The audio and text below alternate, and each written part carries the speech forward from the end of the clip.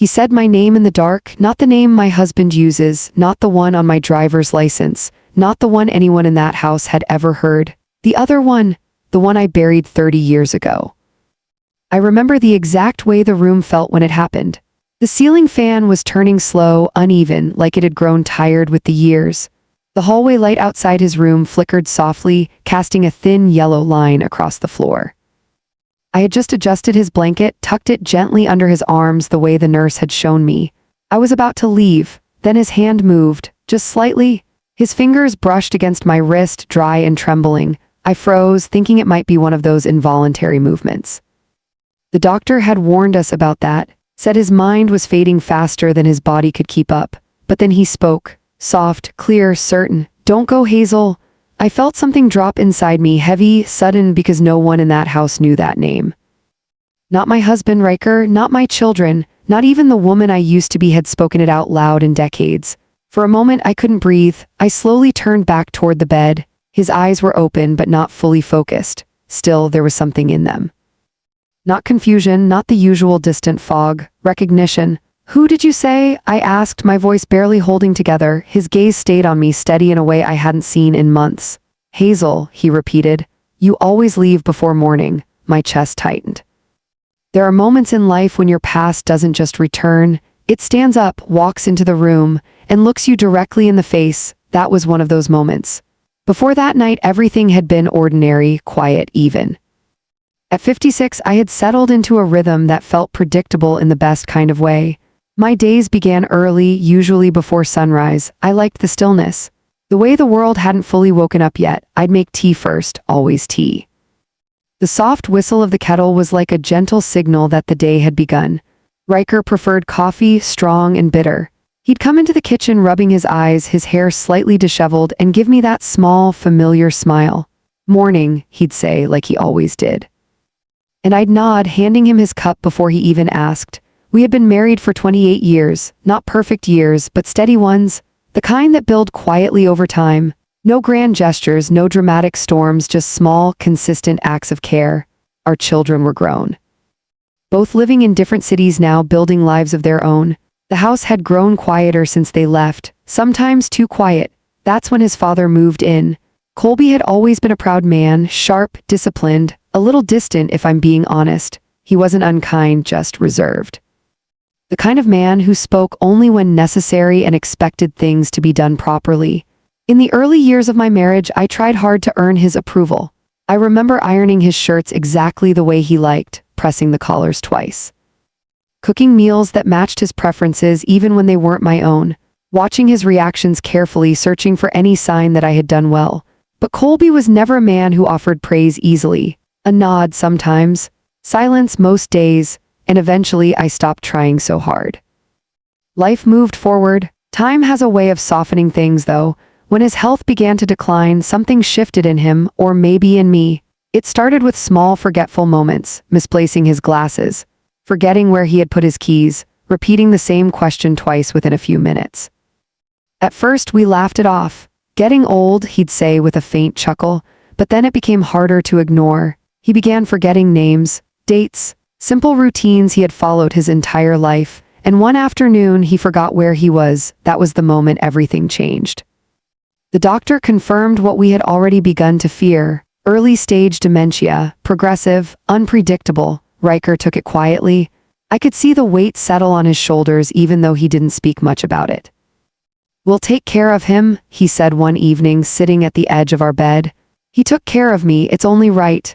And of course I agreed. There was never really a question, so Colby moved into our home. We prepared the guest room for him, rearranged furniture, installed safety rails in the bathroom. Small adjustments that slowly reshaped our daily life. Caring for someone like that, it changes the rhythm of everything. Mornings became more structured. Medications had to be given at exact times. Meals had to be monitored. There were days he was calm, cooperative, almost like his old self. And then there were days when he didn't recognize us at all. Those were harder. He would look at Riker like he was a stranger. Look at me like I didn't belong in the room. Sometimes he would grow frustrated, even angry at the confusion he couldn't explain. And in those moments I learned to speak gently, to move slowly, to become patient in ways I didn't know I could be. It's a strange thing, caring for someone who is slowly forgetting the world. You begin to feel like you're holding pieces of their memory for them, carrying it, protecting it, even when they no longer recognize it themselves. But through all of that, there was one constant. Colby never remembered anything from before, not clearly, not specifically. His past had become scattered fragments, disconnected and incomplete, until that night, until he said that name. After he spoke, I stood there for what felt like too long, my hand still in his. My heart beating louder than the ticking clock on the wall. "You should rest," I said finally, pulling my hand back slowly. He didn't resist, but his eyes followed me. "Don't leave early this time," he murmured, his voice drifting softer now. "You always disappear before I can say anything." A chill ran through me, because that sentence, it didn't belong to the present. It belonged to a time I had locked away, carefully, deliberately. I turned off the lamp beside his bed and stepped into the hallway, closing the door halfway like I always did. But I didn't move. I stood there staring at that thin strip of light beneath the door, my mind trying to make sense of something it didn't want to understand. People with dementia forget, that's what they do. They don't recall hidden details. They don't pull names out of places no one else knows exist. And yet he had, clearly, without hesitation. Hazel. I hadn't heard that name spoken in over 3 decades, not since before I met Riker, not since before I became the person I am now. So how could Colby know it? I felt a slow, uneasy realization begin to form. Not fully, not clearly, but enough to make my stomach tighten. Because there was only one explanation that made any kind of sense, and I wasn't ready to face it. I walked back to our bedroom quietly. Riker was already asleep, one arm resting across his chest, his breathing steady and deep. I stood at the doorway for a moment, watching him. This life we had built, it was real, solid, honest. Or at least I had always believed it was. I slipped into bed beside him, careful not to wake him, but sleep didn't come, not that night, because every time I closed my eyes I heard it again, that voice, that name. And the memory I had buried so carefully beginning to rise, slowly, relentlessly. I did not sleep that night. I lay still beside Riker, listening to the quiet rhythm of his breathing while my mind refused to settle. Every few minutes I would glance toward the door as if expecting it to open, as if expecting Colby to stand there and say it again. That name, Hazel, it didn't belong in this house. It didn't belong in this life. By morning, I felt like I had lived through something I couldn't explain. The kind of thing that doesn't leave marks you can point to, but still changes the way you stand, the way you breathe. I got out of bed before Riker woke, the way I always did. The kitchen felt colder than usual, or maybe it was just me. I filled the kettle, watched the water settle. My hands were steady, but everything inside me felt displaced. I kept hearing Colby's voice, not confused, not wandering, certain. "Don't go, Hazel." I pressed my fingers against the edge of the counter and tried to reason through it. Dementia doesn't create new memories. It pulls from old ones. Fragments, pieces from long ago, that's what the doctor had said. So if Colby had said that name, it meant he knew it from somewhere, from before, and that thought sat heavier than anything else, because there was no before where our lives were supposed to intersect, not like that. Riker came into the kitchen a little after 7. "Morning," he said, his voice still rough with sleep. I turned slightly, forcing a small smile. "Morning." He poured his coffee, took a sip, then leaned against the counter across from me. "You're up early," he said. I couldn't sleep. He studied me for a moment, not deeply. Just enough to notice something was off. "You okay?" That question, simple as it was, felt complicated. I nodded, just thinking.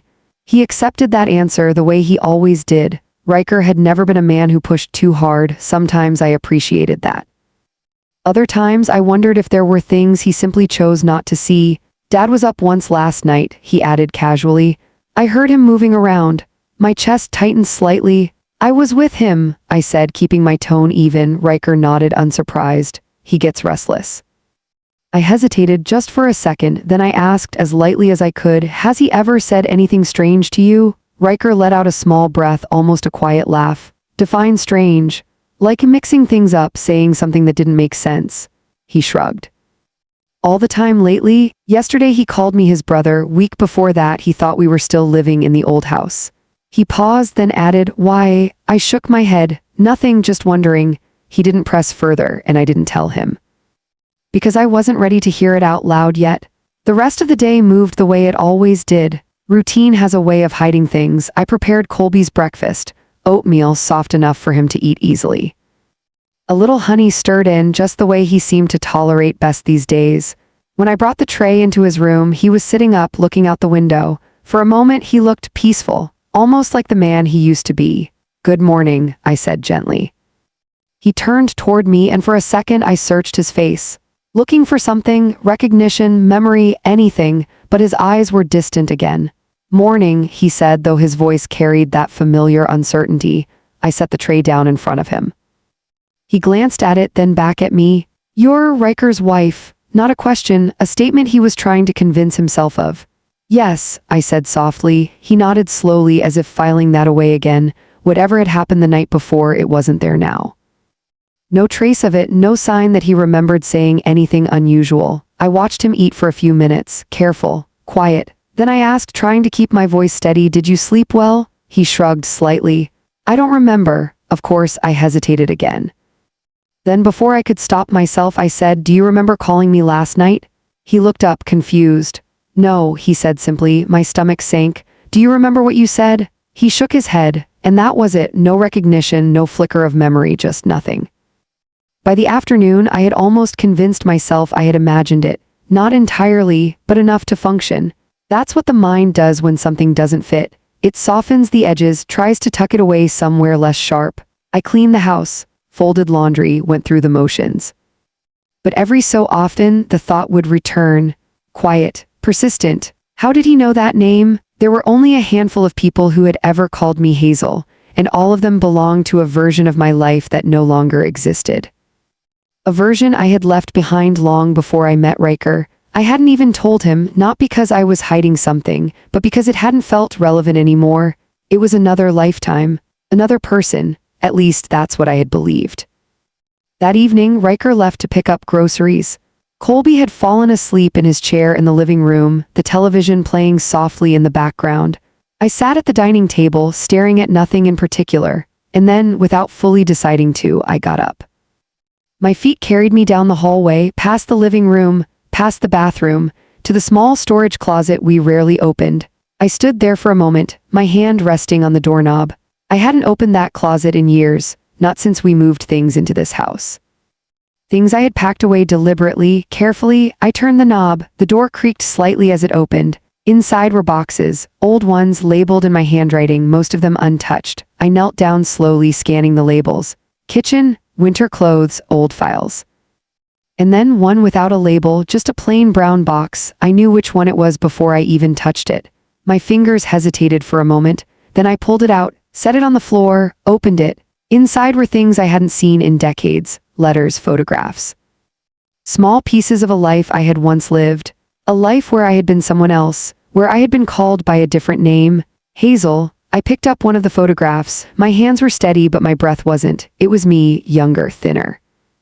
My hair darker, falling loosely over my shoulders, and beside me I stopped. My chest tightened again, because the man standing next to me in that photograph, he was Riker. And yet there was something in his face, something familiar, not exact, but close enough to make my heart skip in a way that didn't feel right. I stared at it longer than I should have, trying to understand what I was seeing, trying to connect something that didn't quite fit. Then I heard movement behind me. I turned quickly. Colby was standing in the hallway. I hadn't heard him get up. For a moment we just looked at each other. He seemed more alert than usual. His gaze moved from me to the box on the floor, then to the photograph in my hand. And something shifted in his expression, not confusion, something else, something deeper. "You found it," he said quietly. My heart began to pound. "What did you say?" I asked. He took a slow step forward, his eyes didn't leave mine. "I told you not to keep things that would bring you back," he said, "but you never listened." The room felt smaller, tighter. I stood up slowly, the photograph still in my hand. "You're confused," I said, though my voice didn't sound convincing even to me. He shook his head. "No," he said, "not about this." He looked at the photograph again and then back at me. "You were going to leave," he said. "You said you couldn't stay, not after everything." My throat went dry because those words, they didn't belong to Colby. They belonged to someone else. Someone from a time I had locked away so completely, I had almost convinced myself it hadn't happened. "Colby," I said carefully, "you're mixing things up." But even as I said it, I knew that wasn't true. He took another step closer. Close enough now that I could see the steadiness in his eyes. "You changed your name," he said. "Started over." My fingers tightened around the photograph. "You're not supposed to know that," I whispered. He didn't answer immediately. Instead, he looked at me in a way he never had before. Not as a daughter-in-law, not as someone distant, but as if he knew me, truly knew me. And then he said something that made everything inside me go still. "I've always known. I've always known." The words didn't land all at once. They unfolded slowly, like something heavy being lowered into place. I stood there, still holding that photograph, my fingers pressing into its edges as if it might disappear if I loosened my grip.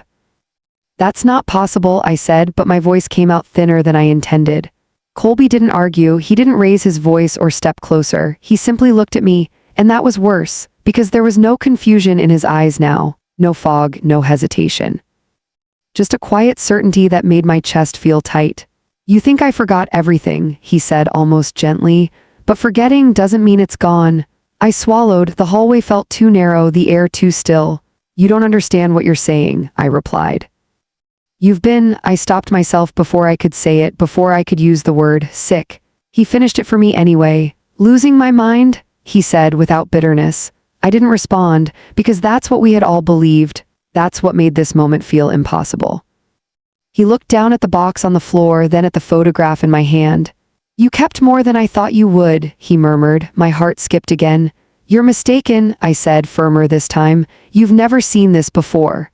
Colby's gaze returned to mine.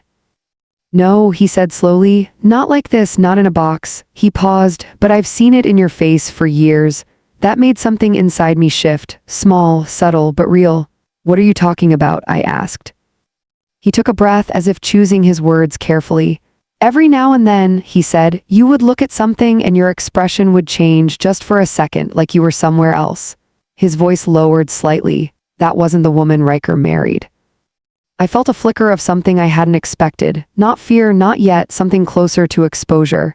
"You're imagining things," I said, though it sounded weaker now. Colby shook his head again. "I may forget names," he said, "dates, faces even." He paused. "But some things stay." "The important things?" His eyes held mine. "The things that don't let you go."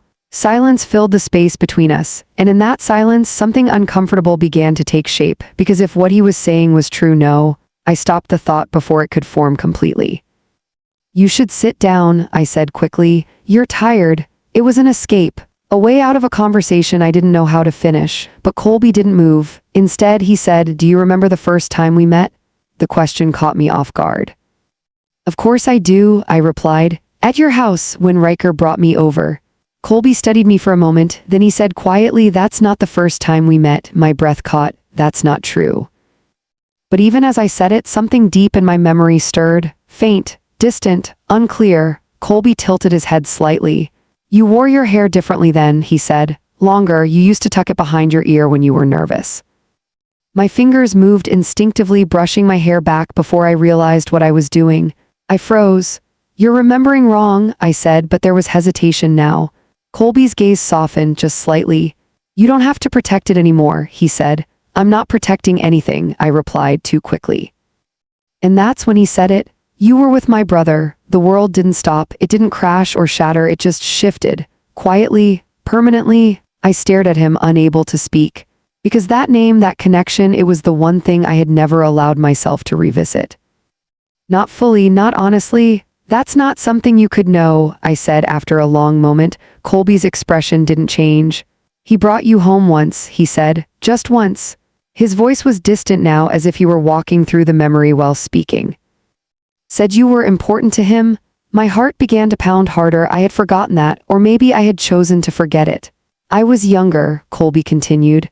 "Didn't pay much attention to the details, but I remember how he looked at you." I closed my eyes for a brief second, and suddenly I could see it.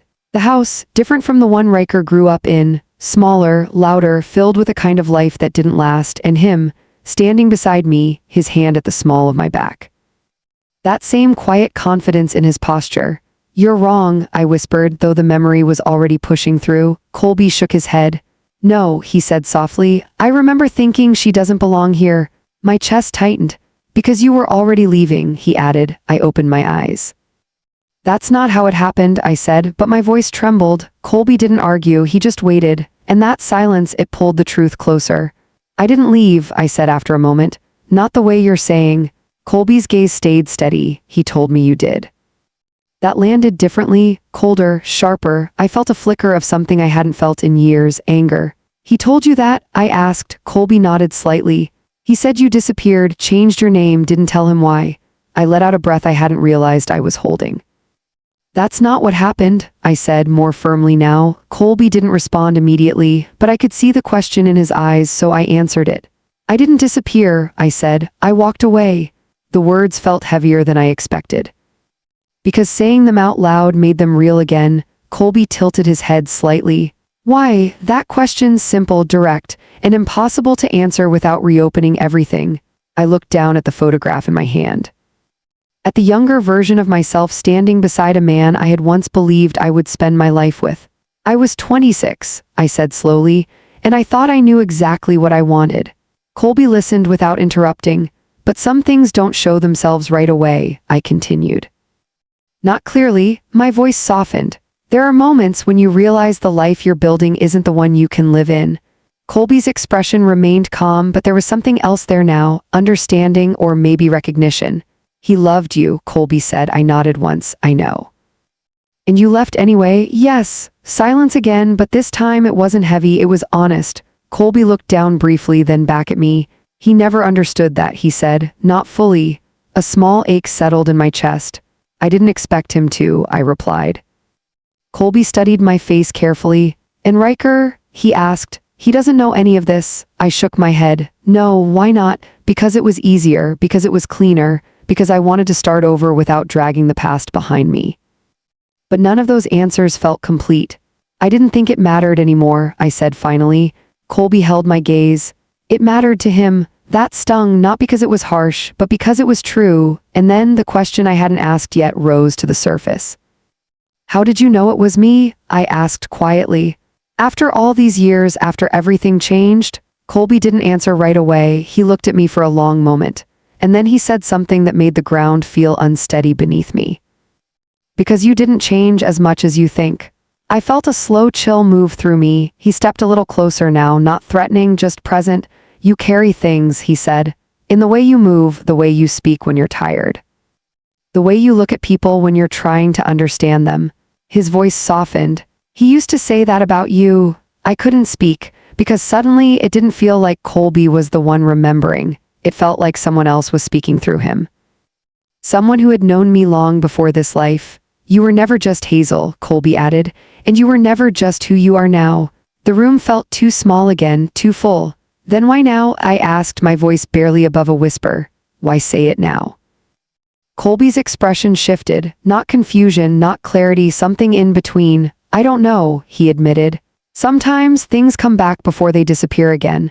That sentence settled heavily between us, because I knew what it meant. This moment, this clarity, it wouldn't last. And when it was gone, there would be no way to return to it, no way to ask the questions that were already forming, no way to understand the parts that still didn't make sense. I looked down at the photograph again, then back at Colby. And for the first time since this began, I asked the question I had been avoiding. Your brother, I said slowly. Where is he now? Colby didn't answer immediately. His eyes shifted slightly, and something in his expression changed, subtly but enough for me to feel it. He's gone, Colby said. I nodded slowly. I know, I replied, but something about the way he said it, it didn't feel like an ending. It felt like something unfinished, and that unsettled me more than anything else. He's gone. Colby's voice had settled back into something quieter when he said it. Not distant, not confused, just final, but I couldn't accept it that easily, not anymore. Gone how? I asked. The question came out sharper than I intended. Colby didn't answer right away. His gaze drifted past me toward the living room where the television was still murmuring softly to itself. I don't remember all of it, he said after a moment. Not clearly. Something in me tightened. You remembered me, I said. You remembered everything else just now. Colby looked back at me, and for a brief second I saw it again, that clarity, that presence. Not everything stays at the same time, he replied. It comes in pieces. That felt like the truth, unsteady, incomplete, frustrating. I took a slow breath, trying to steady myself. What do you remember? I asked more gently. Colby lowered himself into the chair near the hallway wall as if the effort of standing had finally caught up with him. His hands rested on his knees, fingers slightly curled. He left, Colby said. That's what I remember first. My chest tightened. Left where? Colby shook his head slightly. He didn't say just left. That didn't make sense, not with what I remembered, not with how things had ended. He wouldn't have just disappeared, I said, more to myself than to him. Colby looked at me again.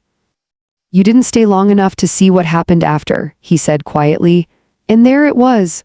The part of the truth I had never allowed myself to sit with. I had left, before the consequences, before the unraveling, before anything that came after. I had my reasons, I said, my voice tightening. Colby nodded slowly. I'm sure you did. But there was something in the way he said it, not judgment, not quite, just acknowledgement of something unfinished, and that unsettled me more than anything else. Riker came home a little after 6. The sound of the front door opening pulled me out of the quiet tension that had settled over the house. Hey, he called out. In here, I replied, my voice steady again. Colby was back in his chair in the living room, watching television as if nothing had happened. As if the conversation we had just shared had dissolved into nothing. I stood in the kitchen, wiping down the counter for the 3rd time. Routine, again. Riker stepped in, setting the grocery bags down with a soft thud. Long day, he said, exhaling. I nodded. He glanced toward the living room. How's he been? I hesitated just for a second. About the same, I said. It wasn't a lie, but it wasn't the truth either. Riker nodded, already moving on, already shifting into the small rituals of the evening. Putting things away, checking dates on packages, asking if we needed anything else, ordinary things, comforting things, and yet everything felt slightly off. Like a picture that had been nudged just enough to sit unevenly on the wall. During dinner, Colby was quiet, more than usual. He ate slowly, his movements careful, deliberate. Riker tried to engage him a few times. Remember that place we used to go to? The one near the lake? He asked. Colby looked at him, then shook his head faintly. No, he said. Riker smiled anyway. It was your favorite. Colby didn't respond. I watched them both, and for the first time I noticed something I hadn't allowed myself to see before.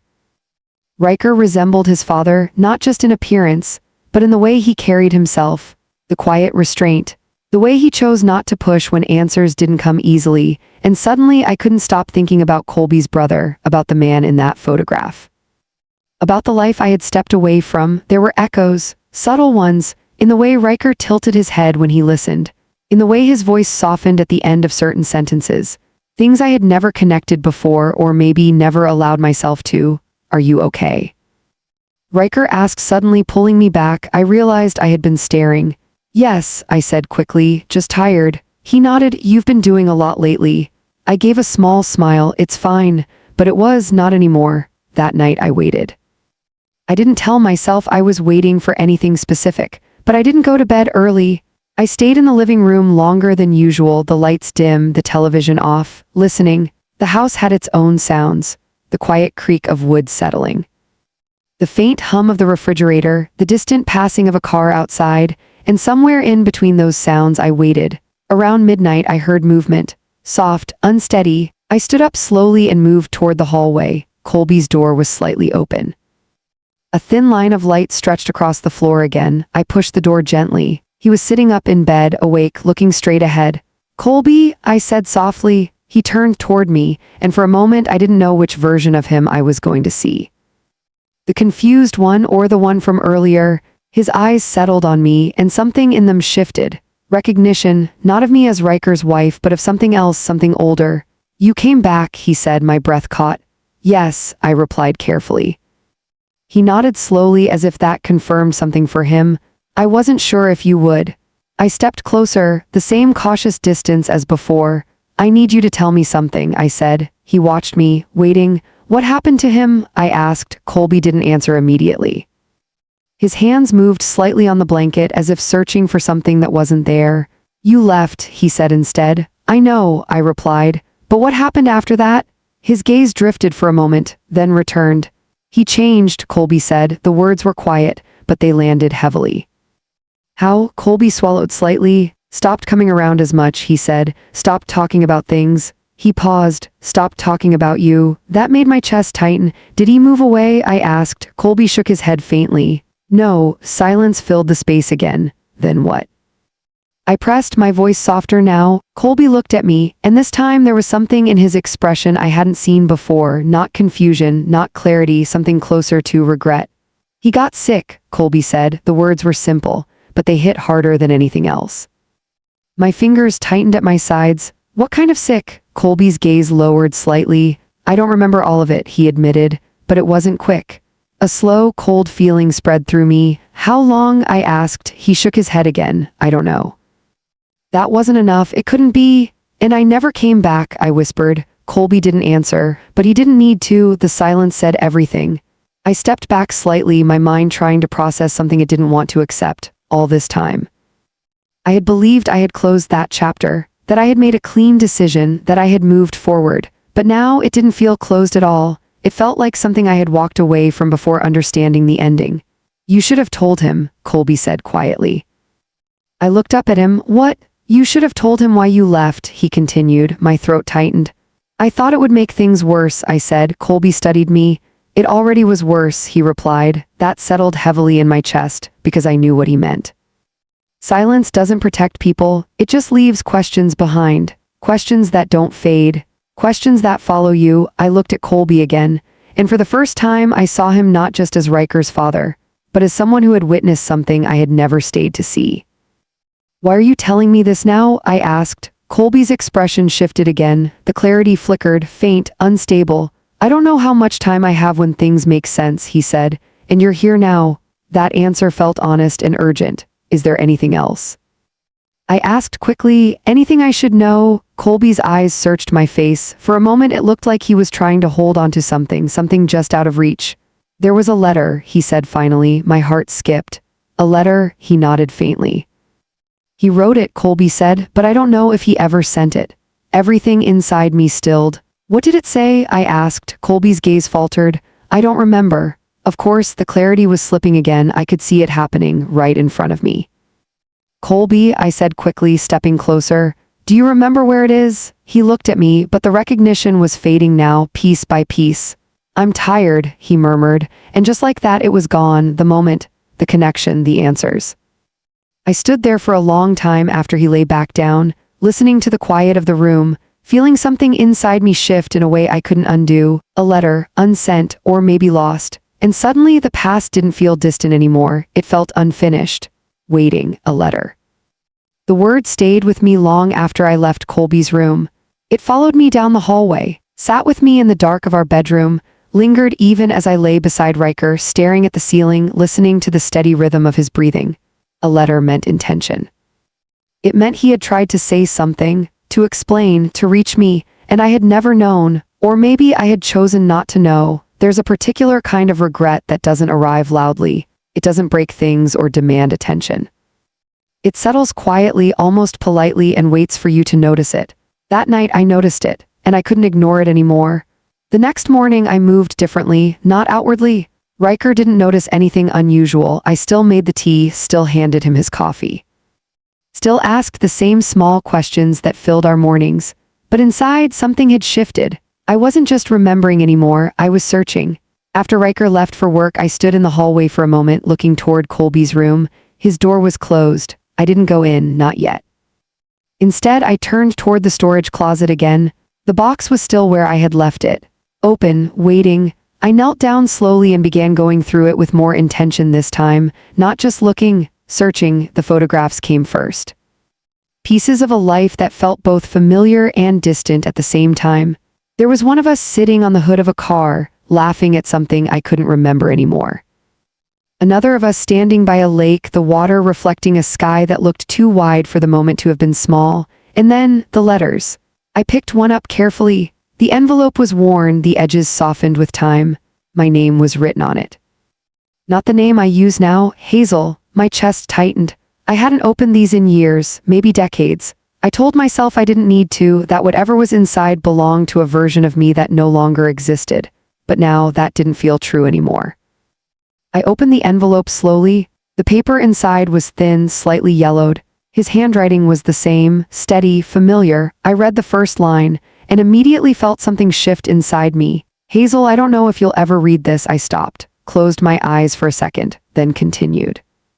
But I need to write it anyway, because not knowing why you left has become louder than anything else in my life. My throat tightened. I sat back slightly, the paper trembling just enough in my hand to make it difficult to hold steady. I keep thinking I missed something. Something small, something I should have seen. You didn't say anything. You didn't give me a chance to understand. And I don't know how to fix something when I don't know what broke it. I let out a slow breath. That ache, the one I had pushed away all those years ago, was no longer distant. It was right there, clear, unavoidable. If you needed space, I would have given it. If you were afraid, I would have stayed.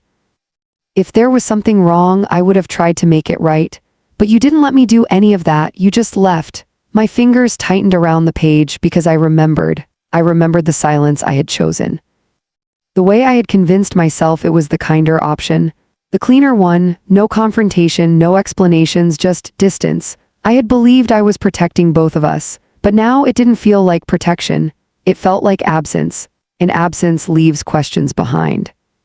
I folded the letter carefully and set it aside. There were more, several, some unopened, some half-read, their creases marking where I had once stopped, but none of them answered the question that had begun to form, the one that Colby's words had awakened.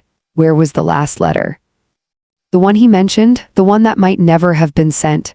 I spent the rest of the morning going through everything, not rushing, but not lingering either, focused, careful. There's a difference between remembering and investigating. This felt like the latter.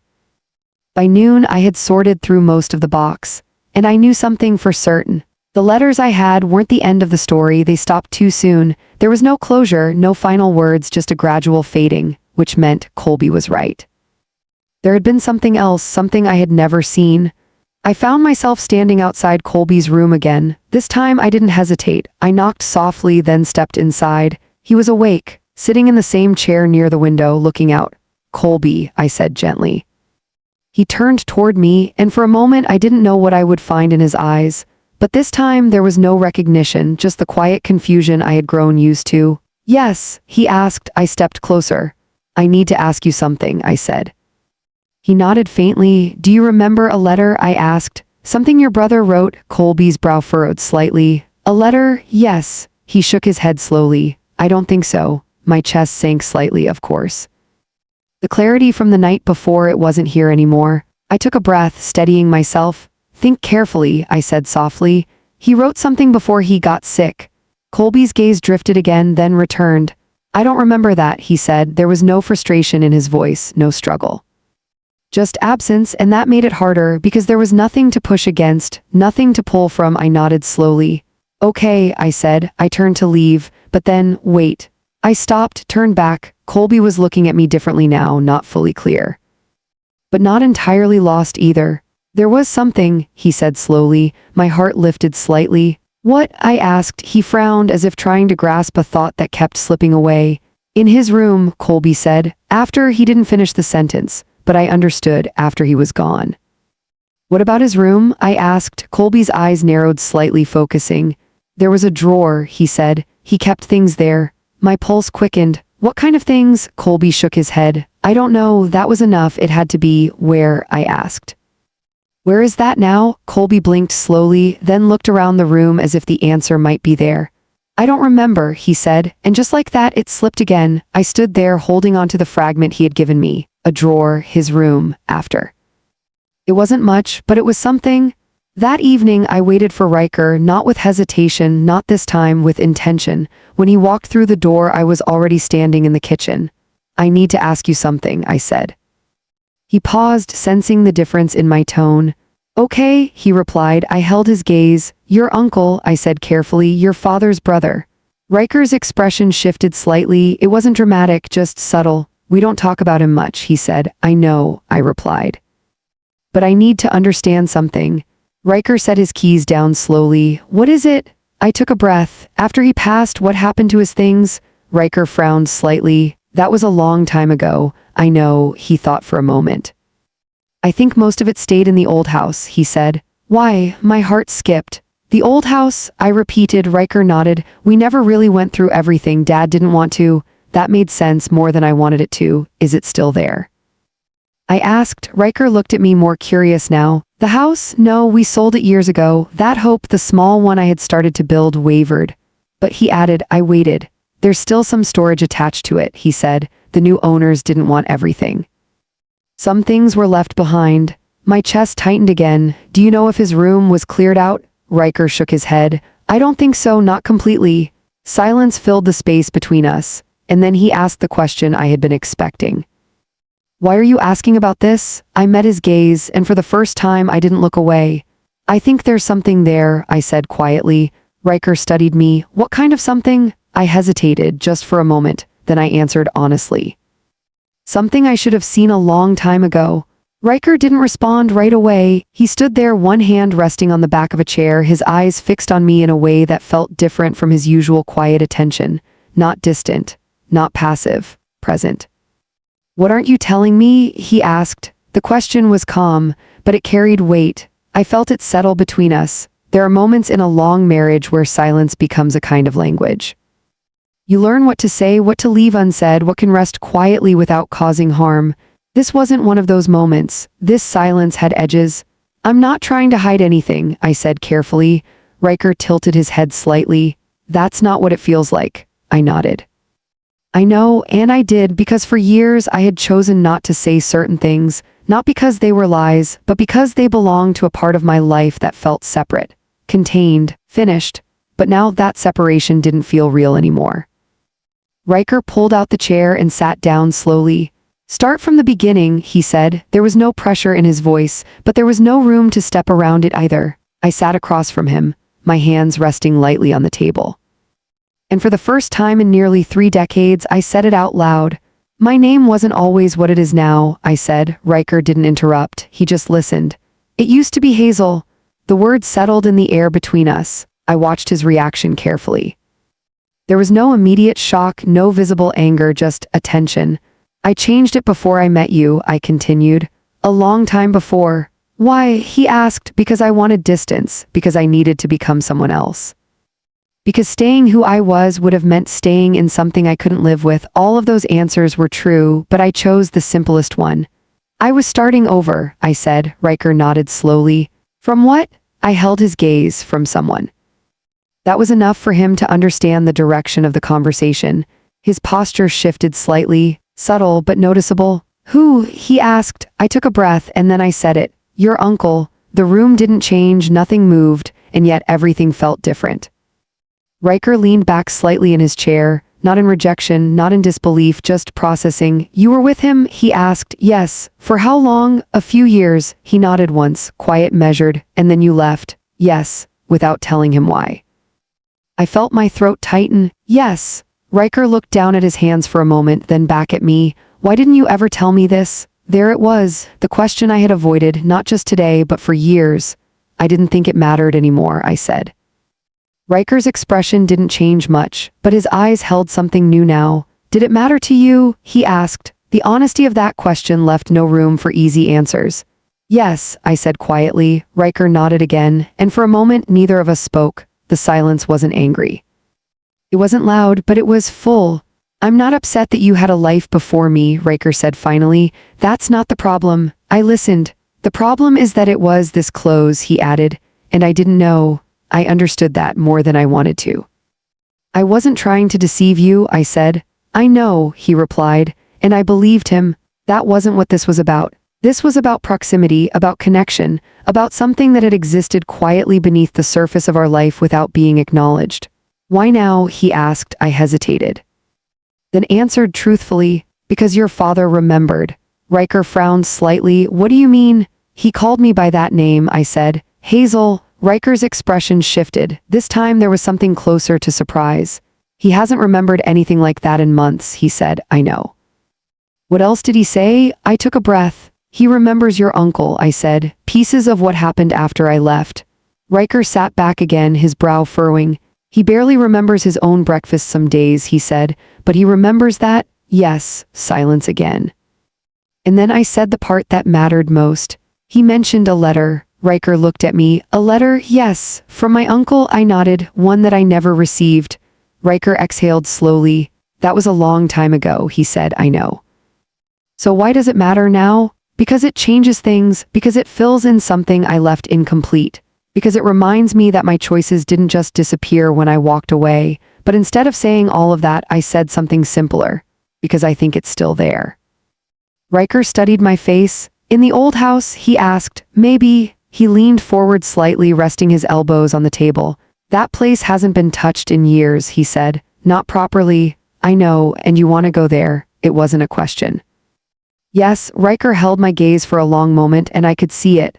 The weighing of things, the consideration not just of the situation, but of me, of us. Finally, he nodded once. Okay, he said. I felt something shift in my chest, relief, but also something heavier. Responsibility, you'll come with me? I asked. Riker shook his head slightly. I think this is something you need to do yourself. That answer felt right, even if it left me standing alone in it. I can give you the key, he added. I still have it somewhere. I nodded, thank you. Riker leaned back again, quieter now, but before the moment could settle completely, he spoke once more. Did you love him? He asked. The question was direct, but not harsh. I didn't look away. Yes, I said. Riker nodded slowly. Then asked the question that mattered even more. And do you still? That one stayed in the air longer, not because I didn't know the answer, but because I needed to understand it fully before I said it. No, I said finally, and I meant it. Not because that part of my life hadn't mattered, but because it belonged to a version of me that no longer existed. What remained now wasn't love, it was something else, something unfinished, something I needed to face. Riker watched me for a moment, then nodded again. Then go find your answer, he said. The next morning I stood in front of the old house, alone. It looked smaller than I remembered, the paint slightly faded, the windows carrying that stillness that only comes with long periods of absence. I held the key in my hand. It felt heavier than it should have. For a moment I just stood there, looking, remembering, preparing, then I stepped forward, inserted the key, and turned it. The door opened with a soft, reluctant creak, and just like that, the past wasn't something distant anymore. It was right in front of me, waiting. The air inside the house felt still, not stale exactly, just untouched. Like time had passed around it instead of through it. I stepped inside slowly, the floor creaking faintly beneath my weight. The scent hit me first, old wood, faint dust, something quiet and closed. It wasn't unpleasant, just forgotten. I closed the door behind me, the sound echoing more than it should have. For a moment I didn't move. I let my eyes adjust, let the space settle around me. This house had once been full of noise, conversations drifting from one room to another, the sound of footsteps, doors opening and closing, someone always moving, always present. Now it held none of that, just memory, and even that felt fragile. I walked forward slowly, my fingers brushing lightly against the wall as if I needed to confirm it was real. The living room looked smaller than I remembered. The furniture was still there, though covered in thin sheets, shapes more than objects now. I didn't stop there. I knew where I needed to go. The hallway felt longer than it should have, or maybe I was just walking slower. Each step carried a quiet weight. At the end of it, his room.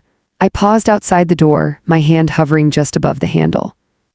There's something about returning to a place you once left without looking back. It doesn't welcome you, it waits, and it asks without words why you came back. I turned the handle. The door opened, and for a moment I couldn't step inside because it was all still there. Not perfectly preserved, not untouched, but recognizable. The bed against the wall, the small desk near the window, the chair slightly angled like someone had stood up and never returned. I stepped in slowly, closed the door behind me. The quiet deepened. I moved toward the desk first. Colby's words echoed softly in my mind. A drawer. I ran my fingers along the surface, feeling the thin layer of dust beneath them. Then I pulled the top drawer open. Empty. The second, old papers, receipts, nothing meaningful. The third, my hand paused. There was something there. Not immediately visible, tucked toward the back. I reached in carefully and pulled it forward. An envelope. Plain, unmarked on the outside. My breath slowed. I turned it over. Nothing, no name, no date, but I knew, before I even opened it, I knew. I sat down in the chair slowly, the envelope resting in my hands. It felt lighter than I expected, and heavier than anything I had carried in years. For a moment, I didn't open it, I just sat there. Listening to the silence of a room that had once held a life I walked away from. Then I slid my finger under the edge and opened it. The paper inside was folded once. Carefully, deliberately, I unfolded it, and there it was, his handwriting, the same, unchanged. I took a breath and began to read. Hazel, I don't know if this will ever reach you. I don't even know if I'll send it. But I've been sitting with too many thoughts that don't have anywhere to go. I felt my chest tighten. At first, I was angry. Not at you, not completely, just at the silence. Because silence makes everything louder. It fills in gaps with things that may not even be true. I closed my eyes briefly, because I understood that now, in a way I hadn't back then. I kept trying to figure out what I did wrong, replaying conversations, moments, looking for something I missed, but the truth is you didn't give me anything to work with. The words weren't cruel, but they were honest. And honesty carries its own weight. Then I realized something. Maybe it wasn't about what I did, maybe it was about something you couldn't say. I felt my grip tighten slightly on the paper, and if that's true, I wish you had trusted me enough to say it anyway. A tear slipped before I could stop it. I let it fall, didn't wipe it away. I would have listened. Even if it hurt, even if it meant losing you, at least it would have been real. The room felt smaller now, closer. I don't know where you are or who you've become. But I hope you found what you were looking for. That line settled differently because I had, in a way, just not in the way he had imagined. And I hope that one day you don't carry this the way I have. My breath caught. Because that was the part I hadn't expected. Not blame, not anger, but understanding. You don't have to come back, you don't have to explain. But if you ever think of me, just remember that I would have stayed. The words blurred slightly as my eyes filled again. Not because things were perfect, but because you were there. I lowered the paper slightly. My hands no longer steady. Take care of yourself, Hazel. That's all I ever wanted. There was no signature. There didn't need to be. I sat there for a long time after I finished reading. The letter resting loosely in my hands, the silence of the room wrapping around me. There was no dramatic realization, no sudden shift, just a quiet understanding of what had been left unsaid, of what had been carried separately for years. I had believed that leaving without explanation would make things easier, cleaner, but it hadn't. It had just divided the truth, left pieces of it in different places, unresolved, unspoken, until now. I folded the letter carefully, placed it back in the envelope. But I didn't put it back in the drawer. I held on to it, because this time I wasn't leaving it behind. When I stepped out of the house, the air felt different, not lighter, not heavier, just clearer. Like something that had been blurred for years had finally come into focus. I stood there for a moment, looking back at the door, then I turned and walked away, not quickly, not slowly, just steadily. That evening when I returned home, Riker was sitting in the living room. The lamp beside him casting a soft, warm light. He looked up as I entered. "Did you find it?" he asked. I nodded. "Yes." He studied my face, not searching for details, just understanding, and he asked gently. I walked over and sat down across from him. The envelope still in my hand. "It wasn't what I expected," I said. Riker waited. "He wasn't angry," I added. "Not the way I thought he would be." Riker nodded slightly. "What was he then?" I looked down at the envelope, then back at him. "Honest," I said. That seemed to make sense to him. He leaned back slightly. "Did it help?" he asked. I thought about that carefully, then I nodded. "Yes." Riker held my gaze for a moment, then gave a small, quiet nod. "That's good." There was no jealousy in his voice. No resentment, just acceptance, and something else, respect. I hadn't expected that, but I felt it. And it mattered, more than I could explain.